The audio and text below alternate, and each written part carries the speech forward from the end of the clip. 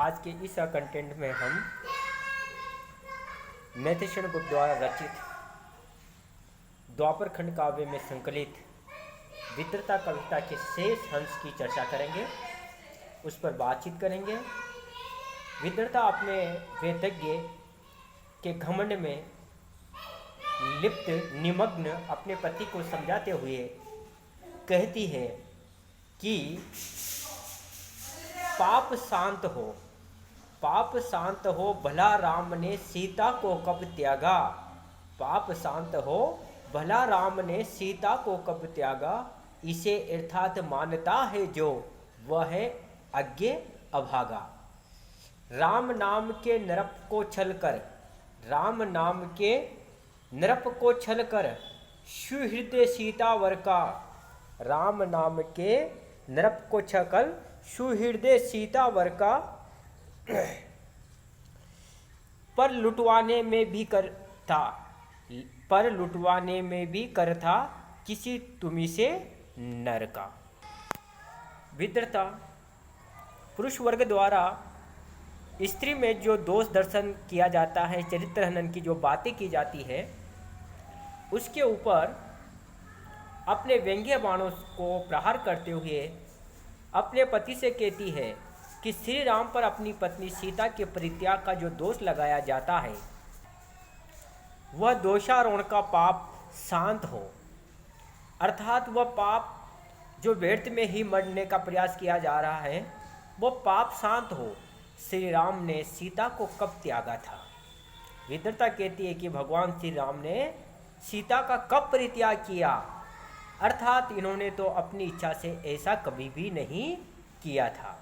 जो व्यक्ति इस घटना को यथार्थ मानता है, अर्थात जो व्यक्ति सीता परित्याग की घटना को सत्य मानता है, वास्तविक मानता है, वह वस्तुतः अज्ञानी एवं अभागा है, अर्थात उसे वास्तविकता से कोई सरोकार ही नहीं है। श्री राम जैसे सहृदय मर्यादा पुरुष को राजा का आदर्श निभाने के लिए सीता का परित्याग करना पड़ा था, परंतु इस कार्य में भी तुम जैसे किसी अज्ञानी पुरुष का ही हाथ था, अर्थात सीता के निंदक उस अज्ञानी धोबी का हाथ था और उसी के कारण श्री राम का ग्रस्त जीवन लूटा था। उसमें भगवान श्री राम का कोई दोष नहीं था।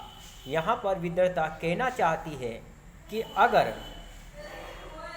प्रजा व्यर्थ में ही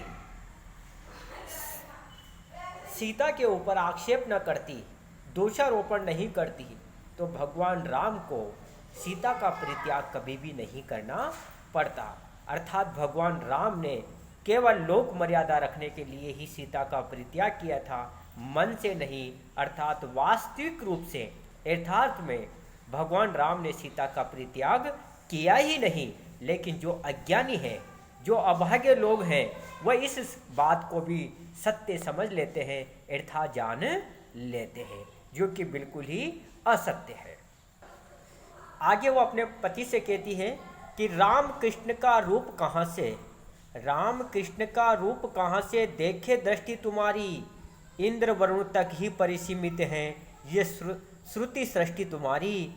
फिर भी यही कहे जाती हूँ, मानो या मत मानो, नीरस छांदस उस कविधन को जान सको तो जानो। विद्रता अपने वेदज्ञ पति को जड़ मति मानती हुई कहती कि तुम्हारी दृष्टि तो सीमित है, संकुचित है, इसलिए तुम श्री राम भगवान श्री कृष्ण की महिमा को नहीं समझ पा रहे हो। वेद अभ्यास में लगे रहने से तुम्हारी ये बुद्धि जड़ हो गई है, चेतनाहीन हो गई है, ज्ञान रहित हो गई है, दृष्टिकोण भी संकुचित हो चुका है आपका, अर्थात आपकी दृष्टि भी अब बिल्कुल ही संकीर्ण हो चुकी है। इस कारण तुम श्री राम और श्री कृष्ण के वास्तविक रूप को कहाँ से देख सकते हो। राम कृष्ण का रूप कहाँ से देखे दृष्टि तुम्हारी दृष्टि तो बिल्कुल ही संकीर्ण हो चुकी है, इसलिए आपकी वह दृष्टि भगवान श्री राम और भगवान श्री कृष्ण के वास्तविक स्वरूप को समझ ही नहीं पा रही है। वेदों की सृष्टि रचना का अनुसरण करने से अर्थात निपट कर्म कांडी बनने से तुम इंद्र और वरुण को ही सर्वेश्वर मानते हो, उन्हीं का मंत्रोच्चारण कर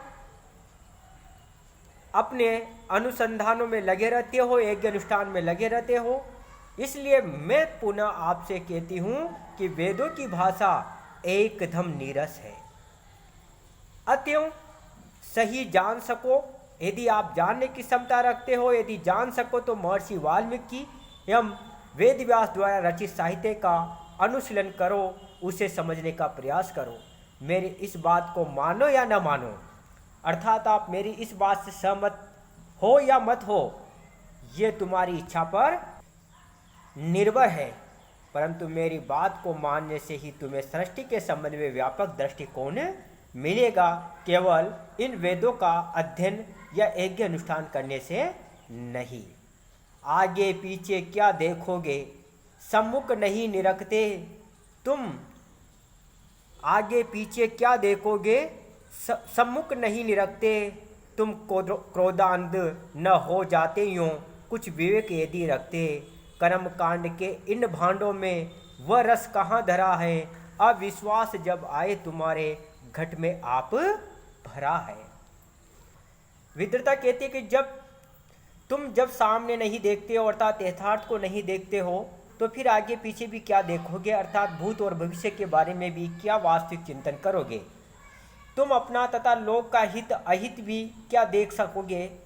यदि तुम क्रोध में इस प्रकार अंधे नहीं हो जाते और कुछ विवेक रखते तो तुम्हें यथार्थ का ज्ञान हो जाता। कर्म कांड पंडित होने से तुम्हारे बर्तनों में अर्थात मन में, हृदय में वह ज्ञान कांड रूपी रस कहाँ से मिल सकता है। कर्म कांड के दुराग्रह से तुम्हारी ज्ञान चेतना शून्य हो गई है। इस कारण तुम संशय और अविश्वास से आक्रांत हो। तुम्हारे हृदय रूपी पात्र में अविश्वास अथवा घमंड रूपी रसी भरा हुआ है। इसी से तुम परमात्मा तत्व का सही चिंतन नहीं कर पा रहे हो। तुम्हारा यह आचरण कहाँ तक उचित है, अर्थात केवल वेदज्ञ ज्ञान प्राप्त कर लेने से ही वास्तविक ज्ञान आपने प्राप्त नहीं किया है। अतः केवल वेद का घमंड करना ही आपके पाले में है, आपके वश में है, क्योंकि वास्तविकता का ज्ञान तो आपके पास है ही नहीं। आगे विद्रता अपने पति से कहती है,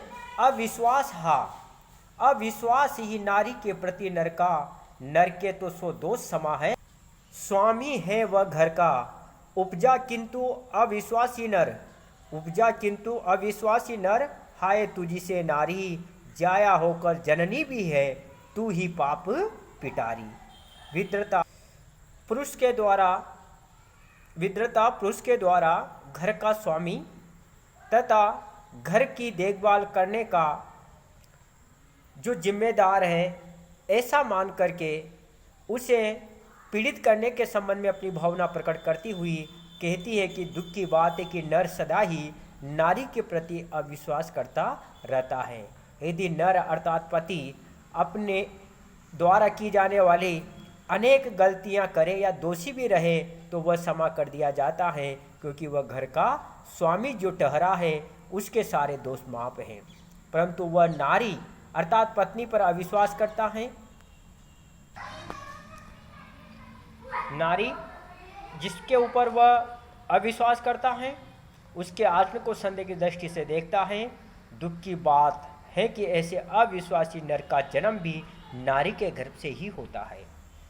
नारी चाहे पत्नी हो, परंतु वह माँ या जन्मदात्री भी है, फिर भी नर उस पर अविश्वास करता है और उसे पापाचारण करने वाली अर्थात पाप की पोटली मानता है, पाप की गांठ समझता है। आगे विद्रता कहती है कि आती नहीं अलग की लीला, कभी किसी की लक में, अपमानित सती भी तो थी, मरी एक दिन मख में। डरो न द्विज दयनीय, रुद्र का गण न यहाँ आवेगा, वे हर भी जो विष पी न सके, ये हरि पी जाएगा। आगे विद्रता कहती है कि इसमें सती और शिव का दृष्टांत देकर नारी सम्मान के संबंध में वो अपनी बात को रखती हुई अपने पति से कहती है कि परमात्मा की लीला किसी की भी दृष्टि में नहीं आती है। कभी कोई परमात्मा की लीला को समझ ही नहीं पाता है। इसी कारण सती को भी अपने पिता दक्ष द्वारा आयोजित यज्ञ में अपमानित होकर भस्म होना पड़ा था। उस समय तो शिव जी के गणों ने सती का अपमान करने वालों को दंडित कर दिया था, परंतु हे ब्राह्मण देव, तुम मत डरो, यहाँ पर कोई भी तुम्हें दंडित करने नहीं आएगा, क्योंकि तुम अज्ञानी होने से दया योग्य पात्र हो। उस समय शिव जी भी नारी के अपमान रूपी विष को नहीं पी सके थे, परंतु अब उसे श्याम सुंदर भगवान श्री कृष्ण पी जाएंगे। भाव यह है कि श्री कृष्ण नारी के सम्मान या गौरव गरिमा की अवश्य रक्षा करेंगे। यहाँ पर विद्रता अपने पति के द्वारा तिरस्कृत होने पर, पीड़ित होने पर अपनी आत्म पीड़ा को व्यक्त करती है और अंत में कहती है, जाती हूँ अब मैं और नहीं रुक सकती, क्यों अन्याय समझ मरूं मैं कभी नहीं झुक सकती, किंतु आरे नारी तेरा है केवल एक ठिकाना, चल तू वहीं जहां जाकर फिर नहीं लौट कर आना। विद्रता कविता के अंतिम पंक्तियों में विद्रता अपने पति से स्पष्ट कह देती है कि अब विद्रता अपमानित होकर, तिरस्कृत होकर, पीड़ित होकर, दमित होकर के और पुण्य कर्म करने से अवरुद्ध होकर के इस संसार में नहीं जी सकती है, और वह यहाँ पर अपनी दमित वासनाओं के सहारे नहीं रह सकती है। वह स्पष्ट कहती है, जाती हूँ अब मैं और नहीं रुक सकती, कि विद्रता बोलती है कि अब मैं यहाँ से चली जाती हूँ, अब मैं यहाँ पर और नहीं रह सकती, इस तरह अन्याय के सामने मैं क्यों मरूं, क्यों अन्याय समझ मरूं मैं कभी नहीं झुक सकती।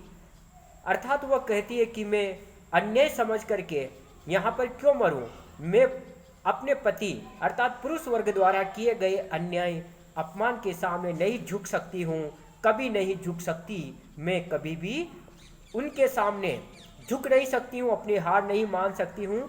विद्रता स्वयं को लक्ष्य कर कहने लगी, किंतु आरे नारी तेरा है केवल एक ठिकाना, चल तू वहीं जहाँ जाकर फिर नहीं लौट कर आना।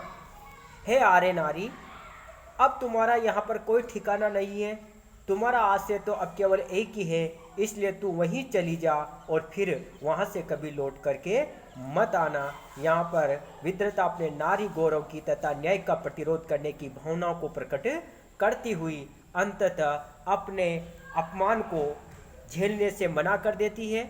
आत्म पीड़ा को वह प्रकट करती हुई पुरुष वर्ग के द्वारा लगाई गई पाबंदियों को, संकलाओं को, जंजीरों को तोड़ने का स्पष्ट उल्लेख करती है। और इस प्रकार से यहाँ पर यह विद्रता कविता समाप्त हो जाती है।